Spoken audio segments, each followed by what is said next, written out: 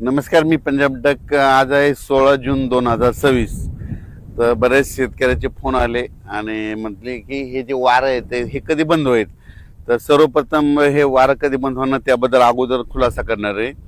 तर काही ठिकाणी 18 तारखेला वारं बंद होईल, काही ठिकाणी 19 जूनला बंद होईल, काही ठिकाणी 20 जूनला बंद होईल आणि काही ठिकाणी 21 जूनला वारं बंद होईल. जिथं समजा लवकर 19 जूनला झालं तिथं लवकर पाऊस येईल, 20 जूनला झालं त्याच्या 2 दिवसांनी तिथं पाऊस म्हणजे उशीर आहे. पण वारं मात्र 20 जूनपर्यंत बंद होणार आहे म्हणून हा अंदाज लागेचा. 20 जूनच्या नंतर टेम्परेचर देखील उष्णतेची लाट देखील कमी होणार आहे म्हणून हे अंदाज लागायचा. आणि राहिला प्रश्न आता परत शेतकऱ्याचा असा प्रश्न आहे, खरंच दुष्काळ पडणार आहे का? दुष्काळ हे मनातला काढून टाका, दुष्काळ वगैरे काही पडणार नाही. जूनच्या शेवटच्या आठवड्यात मात्र शेतकऱ्याच्या पेरण्या होणार आहे एवढं मी सांगू इच्छितो. काही जणांच्या जूनच्या शेवटच्या आठवड्यात होईल आणि त्याच्यातून जर काही शेतकरी उरले तर 10 जुलै ते 15 जुलैमध्ये पेरण्या होतील.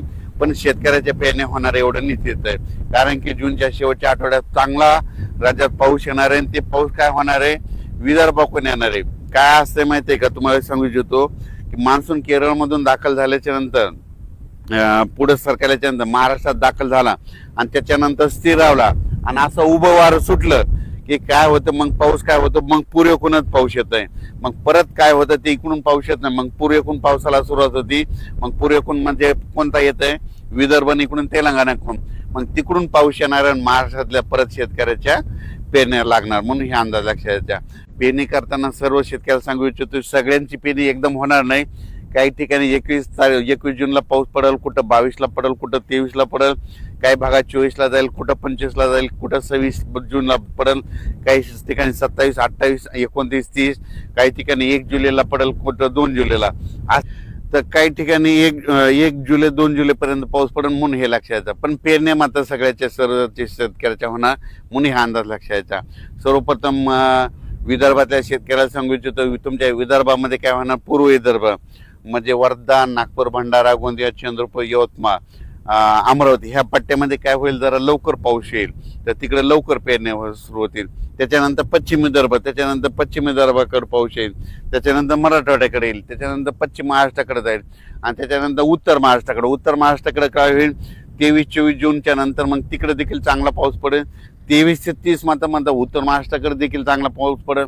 मुंबईला देखील चांगला पाऊस पडणार आहे ह्या शेवटच्या आठवड्यात म्हणून मुंबईकरांसाठी आनंदाची बातमी. मुंबईला तर मुसळधार पाऊस पडेल, पुण्याकडे देखील पडेल, कोकणात देखील पडणार आहे. मुंबईला काही ठिकाणी म्हणजे पहिलाच पाऊस असा पडेल की म्हणजे चांगला मुसळधार अतिवृष्टीसारखा मुंबईला देखील पाऊस पडेल म्हणून हे देखील मुंबईकरांना अंदाज लक्षात यायचा. जूनच्या शेवटच्या आठवड्यात मुंबईला देखील पाऊस राहील, पुण्याला देखील पाहिजे, कोकण घाटमाथ्यावर देखील चांगला पाऊस पडेल. पण पाऊस येणार आहे शेवटच्या आठवड्यात येणार आहे.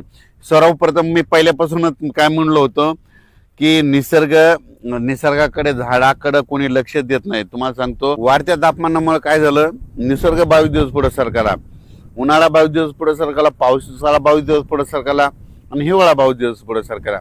दरवर्षी 7 जूनला पाऊस येतो ना, मग त्या 7 जूनमध्ये 22 मिसळा ना, मग किती व्हायले, दरवर्षी 25, 26, 27, 28 जूनला महाराष्ट्रात पेरण्या लागतील म्हणून हे वर्षानुवर्षाचा अंदाज लक्षात घ्या.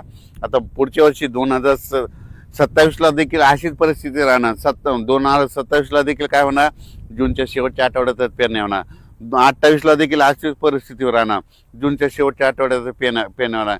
2029ला देखील जूनच्या शेवटच्या आठवड्यात पेरण्या होणार. म्हणजे वर्षानुवर्ष हे निसर्ग 22 दिवस पुढे सरकारले असल्यामुळं हे भविष्यामध्ये असंच राहणार म्हणून या पुढे म्हणतो, निसर्गावर प्रेम का, झाडं लावा. कारण की काय झालं, या वाढत्या तापमानामुळे सगळ्या गोष्टीला ह्या घडत आहेत. ग्लोबल वॉर्मिंग, पृथ्वीचं तापमान वाढत चालल्यामुळे ह्या सगळ्या गोष्टीला आपल्याला सामोरे जावं लागणार आहे. म्हणून भविष्यामध्ये झाडं लावावीच लागतील. झाडं लावून पृथ्वीचं तापमान कमी करा. शेतकऱ्याला परत सांगतो की शेतकऱ्यांना घाबरू नका. हे तुम्ही जर मोबाईल उघडलं की तुम्हाला ते एल निनो नाव दिसेल. तुम्हाला सांगतो, आता तुम्ही वाटल्यास ना ते पेरू देशाचं तिथलं समुद्राचं तापमान करा, तिथून खाल्ल्या भागातलं तापमान करा.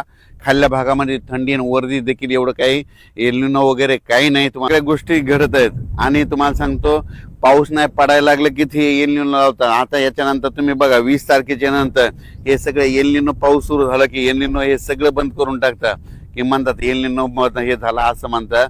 तुम्हाला सांगतो, हे सगळं काही नसतं. दोन समुद्र आहेत भारताला, दोन समुद्र आहेत, अरबी समुद्र, बंगालच्या खाडीचा समुद्र. अरबी समुद्रातला जरी पाऊस नाही आला तर बंगालच्या खाडीचा पाऊस येतो, आपल्या भारताला पाऊस पडतो. म्हणून म्हणतो पाऊस येणार आहे निश्चित, पेरण्या होणार आहे. यावर्षी सरासरी इतका पाऊस पडणार आहे, परतीचा पाऊस धुमाकूळ घालणार आहे. म्हणून हा अंदाज सर्व शेतकऱ्यांनी लक्षात घ्यायचा.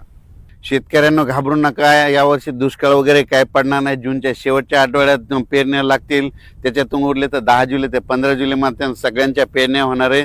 म्हणून शेतकऱ्यांना घाबरून जाण्याचं कारण नाही. आपण आपलं फक्त तयारीला लावा.